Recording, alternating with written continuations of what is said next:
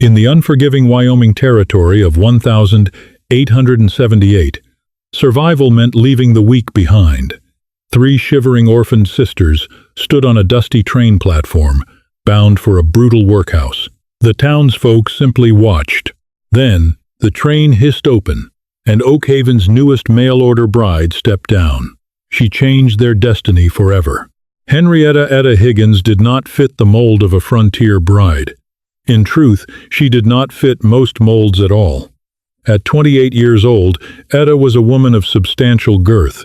Where the societal pages of Boston demanded tightly corseted waists and delicate, fainting couch dispositions, Etta was vast, solid, and undeniably heavy.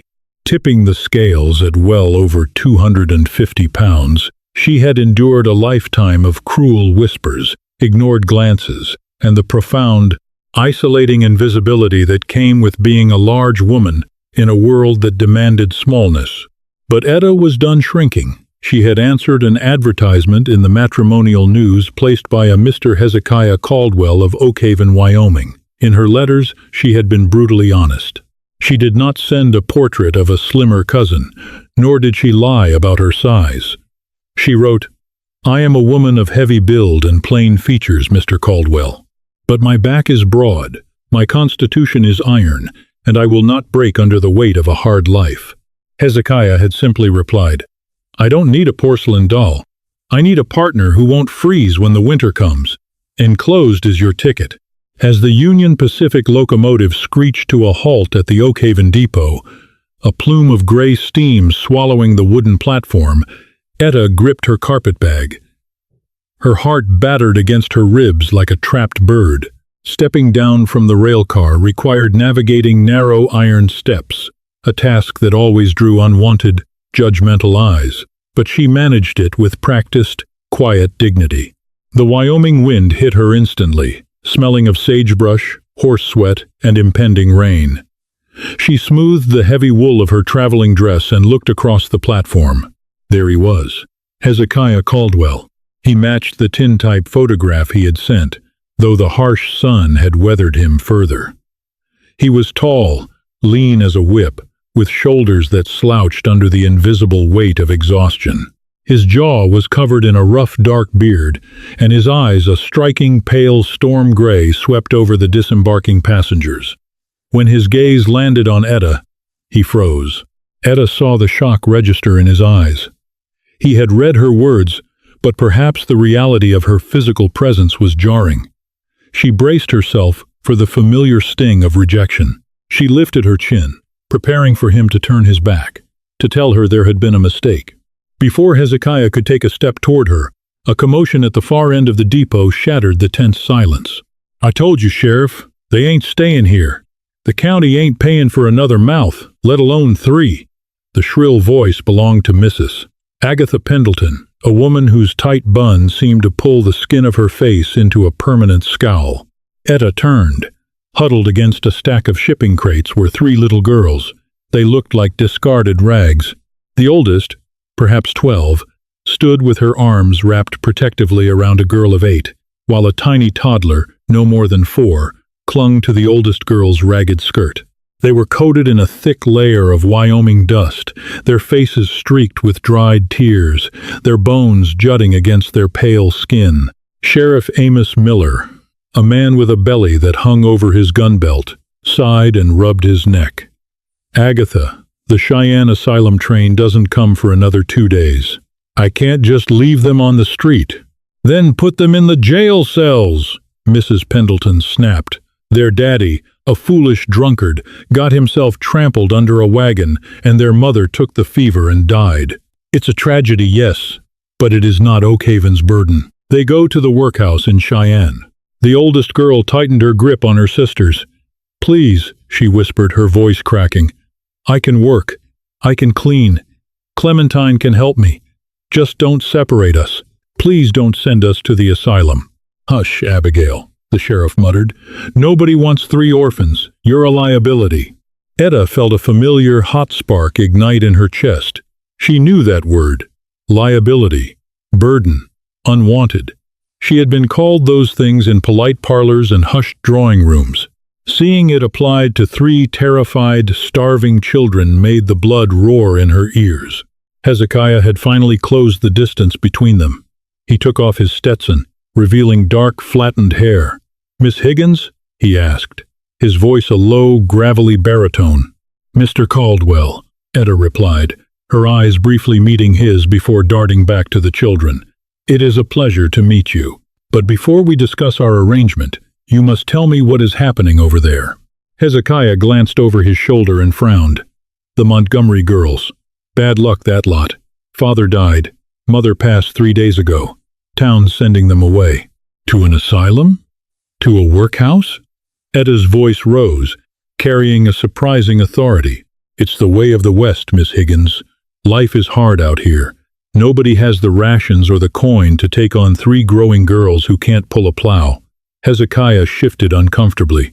"Now, my wagon is over by the livery." "Mr. Caldwell," Etta said, dropping her carpetbag onto the dusty planks with a heavy thud. "Did you read my letters?" "I did." "Then you know I am not a woman who looks away." Before Hezekiah could stop her, Etta was moving. She did not have a delicate, gliding walk. She moved like a ship parting the sea, her heavy boots striking the wood with undeniable purpose. The crowd of townsfolk parted instinctively as she approached the shipping crates. Sheriff Miller looked up, startled by the imposing woman casting a shadow over him. "Can I help you, ma'am?" Etta ignored him. She knelt down, the fabric of her skirt straining, until she was eye level with the terrified 12-year-old. "What is your name, sweetheart?" Etta asked, her voice instantly dropping its sharp edge, turning into a warm, resonant hum. "Abigail, ma'am," the girl trembled. "This is Clementine and baby Daisy."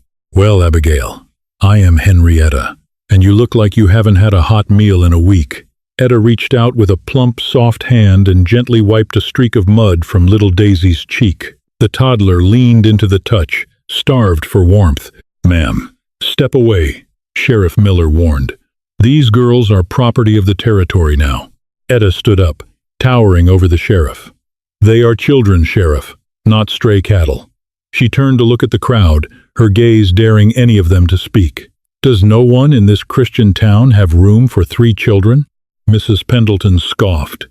"If you're so bleeding-hearted, why don't you take them, you great cow?" A collective gasp rippled through the onlookers. Hezekiah, standing a few yards away, felt a sudden flare of anger at the insult, his hands balling into fists. But before he could intervene, Etta smiled. It was a cold, terrifyingly calm smile. "I believe I will," Etta said. The silence on the platform was absolute. Only the distant whistle of the departing train pierced the quiet. "You're out of your mind," Sheriff Miller finally sputtered. "You just got off a train. You don't even live here." "I am the betrothed of Hezekiah Caldwell," Etta announced, turning to look at Hezekiah. He looked as though he had just been struck by lightning. "And as his future wife, I am taking these girls to our ranch." Hezekiah stepped forward, his face pale beneath his tan. "Miss Higgins, Etta, a word. Now." He grabbed her elbow, attempting to steer her away. Etta did not budge. She was a woman of gravity, and she allowed him to lead her only when she decided to move. They stepped into the shade of the station master's office. "Are you insane?" Hezekiah hissed, keeping his voice low. "I sent for a wife because I am drowning out there. I have 100 head of cattle, a loan coming due, and a cabin that barely keeps out the wind. I cannot feed 3 children. They are starving, Hezekiah," Etta said, looking him dead in the eye. "If they go to that workhouse, the little one will die of dysentery before the winter is out, and the older 2 will be worked to the bone or sold off to worse men. That is a tragedy, but it ain't mine," Hezekiah fired back, rubbing his temples. "And I don't mean to be cruel, ma'am, but I looked at you, and I accepted your size because you promised me you could work. You promised me a partner, not a charity ward." Etta's chest tightened, the sting of his bluntness hitting a bruised place in her heart. But she did not flinch. "I can work, Mr. Caldwell. I have the strength of 2 women, and I will prove it. But I will not marry a man who can look at 3 shivering orphans and walk away to save his own skin." "I don't have the money to feed them," he roared, frustrated. Etta reached into her heavy bodice. She unbuttoned the top 2 buttons of her dress, completely unconcerned with propriety, and reached into the lining of her corset. She pulled out a small, heavy leather pouch and pressed it into his calloused hand. Hezekiah looked down. The pouch clinked. He opened it, his eyes widening. Inside were solid gold double eagles, more money than his ranch made in 2 years. I was an unwanted daughter to a very wealthy, very embarrassed merchant in Boston, Etta said quietly. He gave me a heavy dowry on the condition that I go very far away and never embarrass him with my presence again. This is my money. It will pay for their food. It will pay for their clothes. And it will pay off your loan. Hezekiah stared at the gold, then up at the formidable, heavy-set woman standing before him. She was not a weeping maiden. She was a force of nature. If I take your money, Hezekiah said slowly, I am beholden to you. We are entering a marriage, Mr. Caldwell. We will be beholden to each other. Now, do we have an agreement, or should I buy a ticket back east and leave you to your ruin? Hezekiah swallowed hard. He looked at the gold, then over to the girls, and finally at Etta. You're a stubborn woman, Miss Higgins. The stubbornest you'll ever meet, she agreed. Hezekiah turned and walked back to the sheriff. The girls are coming with us, Amos. Release them to my custody. The town was scandalized. Mrs. Pendleton looked as though she had sucked on a lemon, whispering fiercely to the Reverend as Etta gathered the children. Come along, Abigail, Etta said gently, picking up the toddler, Daisy, with effortless ease. To little Daisy, Etta's broad chest was a mountain of warmth. The child instantly buried her face in Etta's neck and fell asleep. Etta offered her free hand to Clementine, who took it hesitantly. The ride to the Caldwell Ranch was a grueling 2-hour trek in a springless buckboard wagon. Etta's body ached with every jolt, her heavy frame bearing the brunt of the harsh wooden seat. Yet, she didn't utter a single complaint. She kept one arm securely around Daisy, while Abigail and Clementine huddled close to her in the back, drawing off her radiating body heat as the sun dipped behind the jagged peaks of the Rockies, plunging the valley into a bitter chill. Hezekiah drove the team in silence, occasionally casting wary glances backward. He had expected a lonely, quiet ride with a pragmatic stranger. Instead, his wagon was full of life, breathing and shivering, tethered to a woman who defied every expectation he'd ever held. When they arrived at the ranch, Etta saw exactly what Hezekiah meant by drowning. The cabin was sturdy but neglected. Weeds choked the yard. The corral fences were splintering, and the inside of the house was a bachelor's nightmare of dust, unwashed pans, and lingering smoke. Hezekiah lit a kerosene lamp, the flickering orange light revealing the stark poverty of the place. I'll bed down in the barn tonight, he muttered, suddenly embarrassed by the squalor. You and the girls can take the bed. Etta set Daisy gently on a rocking chair. She didn't sigh. She didn't complain. She rolled up the heavy sleeves of her wool dress, revealing thick, powerful forearms. Abigail, Clementine, Etta commanded gently. Go to the pump outside and bring me 2 buckets of water. Mr. Caldwell, fetch me firewood. This house is freezing, and these children need a hot meal before they sleep. Hezekiah bristled out of habit. No one gave him orders on his own land. But looking at Etta, tying a flour sack apron around her wide waist with military precision, he found himself nodding. Yes, ma'am. That night, for the first time in years, the Caldwell cabin smelled of something other than stale tobacco and loneliness. Using the meager supplies in the pantry flour, salt, pork, and dried beans, Etta whipped up a thick, hearty stew and heavy biscuits. She moved around the cramped kitchen with surprising grace for a woman of her size, her presence filling the room, making it feel less like a wooden box and more like a home. She fed the girls until their bellies were full, bathed them in a tin tub by the fire, and tucked them into the single bed. Only when they were safely asleep did Etta sit down at the rough-hewn table, a weary sigh escaping her lips. Hezekiah stood in the doorway, watching her. You didn't eat, he noted.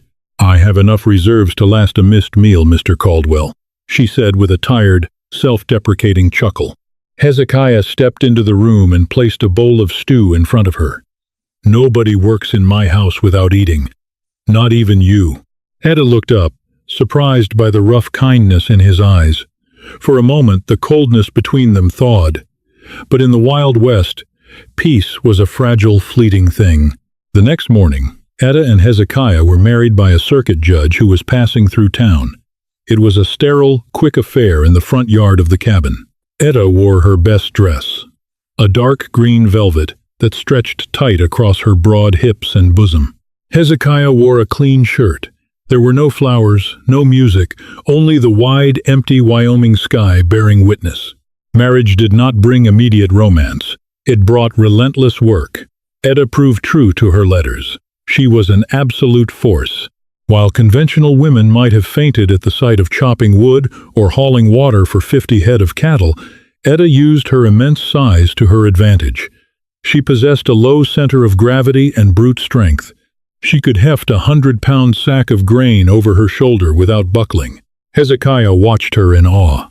He had spent his life associating beauty with fragility, but watching Etta swing an axe, sweat gleaming on her brow, her thick braided hair falling over her shoulder, he felt a strange, unfamiliar stirring in his chest. She was magnificent, like a mountain, unmovable and awe-inspiring. The girls, too, began to bloom under her care. Abigail, who had been forced to grow up too fast, finally began to act like a 12-year-old, laughing as Etta taught her how to bake bread. Clementine shadowed Etta everywhere, mimicking her heavy, purposeful walk, while little Daisy practically lived on Etta's wide hips, carried around like a precious jewel. But trouble in Oakhaven was never far away. 3 weeks into their strange, functional marriage, a cloud of dust appeared on the horizon. Hezekiah was out mending the western fence line, leaving Etta alone at the cabin with the girls. Etta stepped out onto the porch, wiping her flour-covered hands on her apron. 2 riders approached. The man in the lead rode a magnificent black stallion. He was dressed impeccably in a fitted suit that had no business being in cattle country. This was Arthur Kensington, the wealthiest cattle baron in the territory, a man who owned half the town and wanted the other half. He pulled his horse up to the porch, looking down his nose at Etta. His gaze swept over her immense frame, and his lip curled in an unmistakable sneer of disgust. "You must be Caldwell's new acquisition," Kensington said, his voice slick and mocking.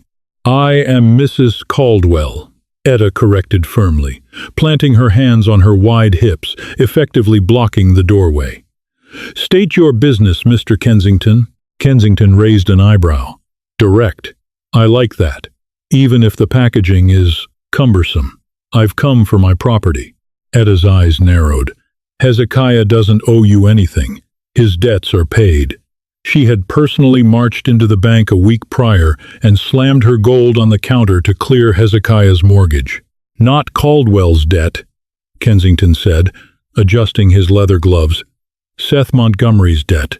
The drunkard who got himself killed owed me $300.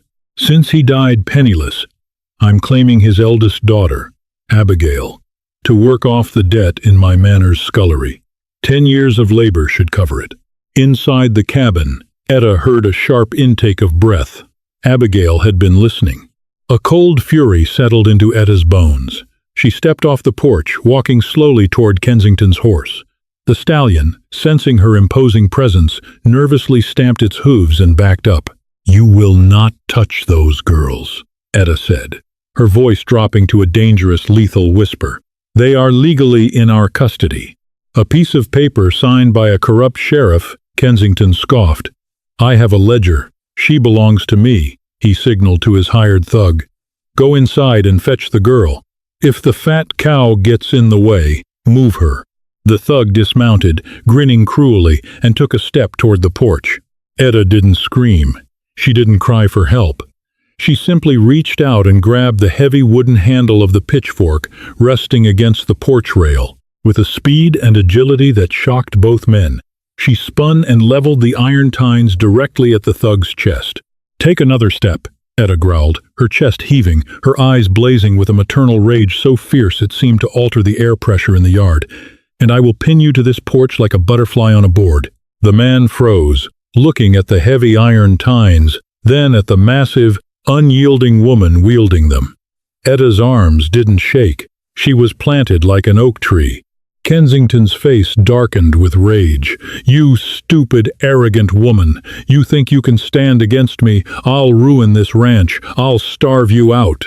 Caldwell won't have a market to sell his beef, and those brats will be back in the gutter where they belong. Let him try." A voice boomed across the yard. Hezekiah rode in hard, his horse lathered in sweat. He didn't bother slowing down. He drew his Winchester rifle from its scabbard in one fluid motion, cocking the lever as he slid off his horse. He marched directly toward Kensington, the rifle leveled at the rich man's head. "Get off my land, Arthur," Hezekiah said, his voice deadly quiet. "You're making a mistake, Caldwell," Kensington sneered, though his eyes nervously flicked to the rifle. "Your mail-order freak is going to cost you everything." Before Hezekiah could pull the trigger in a blind rage, Etta reached out and placed a heavy, calming hand on the barrel of Hezekiah's rifle, pushing it down just a fraction. "Save your bullets, Hezekiah," Etta said, her voice projecting clearly across the dusty yard. "Mr. Kensington was just leaving. He is a man of business, and he knows that dead men can't collect debts. And if he ever sets foot on this property again, he won't be dealing with a gun. He'll be dealing with me." Kensington glared at them both. He yanked his horse's reins. "This isn't over. You'll regret this. Both of you." He spurred his horse and galloped away, his thug scrambling onto his horse to follow. As the dust settled, Hezekiah turned to Etta. She slowly lowered the pitchfork, her knuckles white. For the first time, he saw a slight tremor in her hands. She wasn't invincible. She was just incredibly brave. Hezekiah stepped closer. He reached out, his rough, calloused hands gently taking the pitchfork from her grip. He let it fall to the dirt. Then, without a word, he wrapped his arms around her. Etta gasped softly. It was the first time a man had ever held her like this, not out of necessity, not out of mockery, but with fierce, protective reverence. Hezekiah's arms barely reached around her wide back, but he held her tight, pressing his face into her shoulder. "You defended our home," Hezekiah whispered against her collarbone. "You defended our girls." Etta closed her eyes, leaning into his solid frame, feeling a tear slip down her cheek. "I promised you I wouldn't break, Hezekiah." "I know," he said softly, pulling back just enough to look into her eyes. The coldness was entirely gone from his gaze, replaced by a burning, undeniable fire. "But you don't have to carry the weight alone anymore, Etta. You are the most beautiful thing I have ever seen in my life." The word hung in the air between them. Beautiful. Etta had never dared to claim that word for herself. But standing in the dust of Wyoming, surrounded by a harsh land and the echoes of a threat, she finally felt it. They were a family forged in iron and dust. But Arthur Kensington was not a man who made empty threats. The true battle for Oakhaven and for their very survival was only just beginning. The promise of Arthur Kensington's revenge did not manifest in a sudden, dramatic gunfight, but rather in the slow, suffocating tightening of a noose. As the vibrant, fleeting Wyoming autumn bled into a bitter, frost-bitten November, the Caldwell Ranch found itself entirely isolated. Kensington made good on his threat. When Hezekiah rode into Oakhaven to purchase winter supplies with the remainder of Etta's gold, he found the doors of Abernathy's mercantile barred to him. Mr. Abernathy, a usually genial man, stood behind the glass, his eyes cast down in shame, shaking his head. The message was clear. Anyone doing business with Hezekiah Caldwell would face the wrath of Kensington's empire. Even the local grist mill refused to grind their wheat. They were being starved out. "He thinks to break us by making us hungry," Etta said that evening, standing over the cast-iron stove as the wind howled a mournful dirge against the cabin walls. She stirred a modest pot of beans, her face glowing in the warm orange light of the embers. Hezekiah sat at the table, his head in his hands. "He controls the cattle buyers in Cheyenne, Etta. Even if we survive the winter, no one will buy my beef in the spring. We have 100 head of prime cattle, and they might as well be ghosts for all the good they'll do us." Etta wiped her hands on her flour sack apron and walked over to him. She placed her heavy, warm hands on his tense shoulders, kneading the knotted muscles with surprising gentleness. Hezekiah Caldwell, I did not travel across the country and marry you to be defeated by a petty tyrant in a bespoke suit. What can we do? Hezekiah asked, looking up at her, leaning into her comforting touch. We bypass him, Etta declared. Kensington controls the county, but he does not control the territory. I read the Cheyenne daily papers before I left the East. In April of this very year, President Hayes appointed a new territorial governor, Governor John Wesley Hoyt. The papers say he is a staunch reformer, an academic man who despises the lawless barren monopolies strangling the territory. We will survive the winter, and in the spring we will take our case and our cattle directly to Governor Hoyt's administration. Hezekiah looked at her, a slow, admiring smile breaking through his despair. You have a mind like a steel trap, Etta, and a body to match, she chuckled, patting her wide hips. Now, eat your beans. We have fences to reinforce tomorrow. The winter of 1878 descended with a ferocious, unforgiving brutality. Snowdrifts piled as high as the cabin windows, and the temperature plummeted to bone-crushing depths. In a conventional home, panic might have set in, but Etta was a fortress. Her physical size, long mocked by polite society, was a tremendous asset in the harsh frontier. While a slighter woman might have succumbed to the freezing drafts and exhausting physical labor, Etta possessed a boundless, roaring internal furnace. She kept the children warm, wrapped in thick quilts, and spent her days alongside Hezekiah, trudging through waist-deep snow to break ice at the creek so the cattle could drink. She hoisted bales of hay that would have broken a lesser man's back, her thick arms corded with muscle beneath her heavy wool coats. Abigail, Clementine, and little Daisy watched their adoptive mother with wide, adoring eyes. To them, Etta was not a heavy, plain woman. She was a golden warrior, an immovable shield between them and the cruel world. One evening, as Etta sat by the hearth brushing Clementine's hair, little Daisy climbed into Etta's expansive lap, wrapping her tiny arms around Etta's thick waist. I love you, Mama, Daisy mumbled into Etta's bodice, her eyes heavy with sleep. Etta's hands froze. She looked down at the toddler, a sudden, fierce lump rising in her throat. She looked at Abigail and Clementine, who were both smiling warmly at her. Then she looked across the room at Hezekiah, who was watching the scene with eyes so full of love it made Etta's breath hitch. I love you too, my sweet girl, Etta whispered, burying her face in the child's soft hair, a tear escaping her eye and disappearing into the fabric of her dress. It was the first time she had ever been called Mama. It was the first time she had ever truly felt she belonged. But Kensington's malice did not sleep through the winter. Realizing that the cold was not enough to kill the Caldwells, he resorted to darker, more desperate measures. In the dead of a moonless January night, the frantic, terrified whinnying of horses shattered the silence. Hezekiah bolted upright in bed, instinctively grabbing his Winchester. Etta was awake a second later. The barn, she gasped, seeing a flickering, unnatural orange glow, illuminating the frost on the bedroom window. Stay here with the girls, Hezekiah yelled, pulling on his boots and throwing his heavy coat over his long johns. He charged out the front door into the biting cold. Etta did not stay put. She ordered Abigail to lock the cabin door and keep the younger girls away from the windows. Then she pulled on her heavy boots, grabbed Hezekiah's heavy double-barreled shotgun from over the mantel, and rushed out into the snow. The barn was ablaze. Flames licked up the dry wooden siding, sending thick, choking plumes of black smoke into the snowy sky. Hezekiah was frantically trying to pry open the heavy sliding doors, but they had been deliberately jammed shut with an iron crowbar from the outside. The panicked screams of their 2 draft horses and the milk cow trapped inside echoed terribly in the night. Through the blowing snow, Etta saw 2 figures on horseback observing the blaze from the edge of the tree line, Kensington's men. Hezekiah, Etta roared over the sound of the crackling fire. Stand back! Hezekiah backed away, coughing from the smoke. Etta didn't hesitate.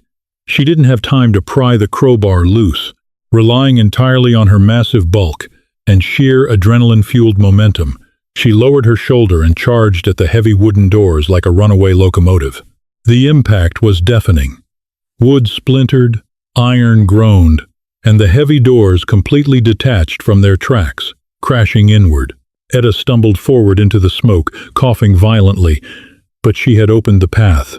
Hezekiah rushed in, throwing blankets over the horses' heads and leading the terrified animals out into the freezing air.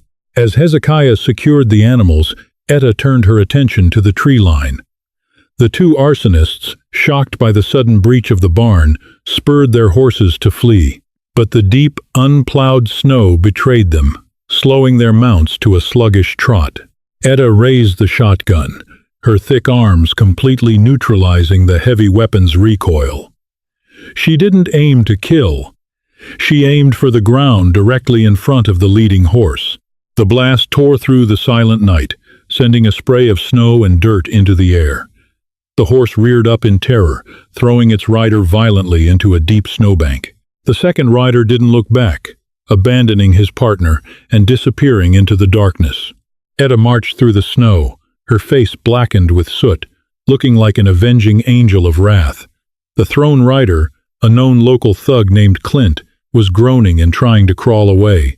Before he could reach his fallen revolver, Etta stepped on his wrist with her heavy, steel-toed boot. Clint shrieked in pain.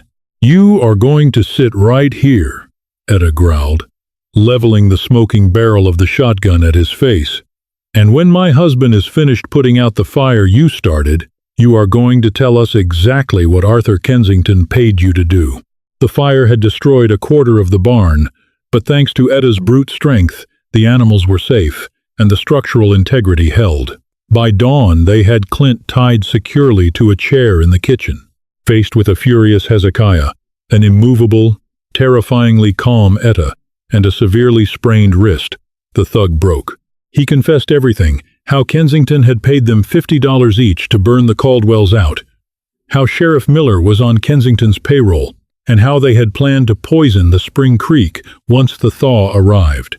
"We can't take him to the sheriff," Hezekiah said, pacing the floorboards. "Miller will just let him go and say we made it up." "No," Etta agreed, her eyes hard. "We take him to Cheyenne. We take him to Governor Hoyt." It was a grueling, dangerous journey. Leaving Etta and the girls barricaded in the cabin with the shotgun and enough provisions for a week, Hezekiah loaded the bound thug into the back of a sled.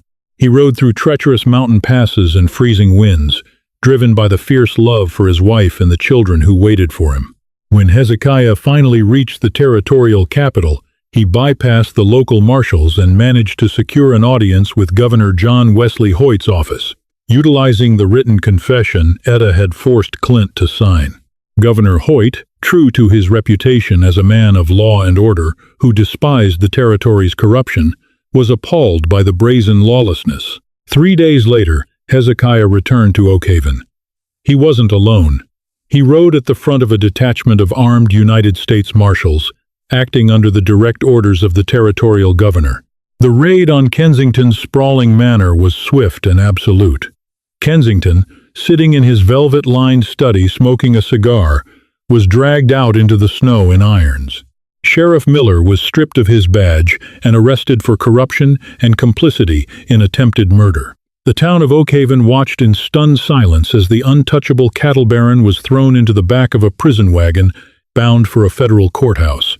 The stranglehold on the town was broken.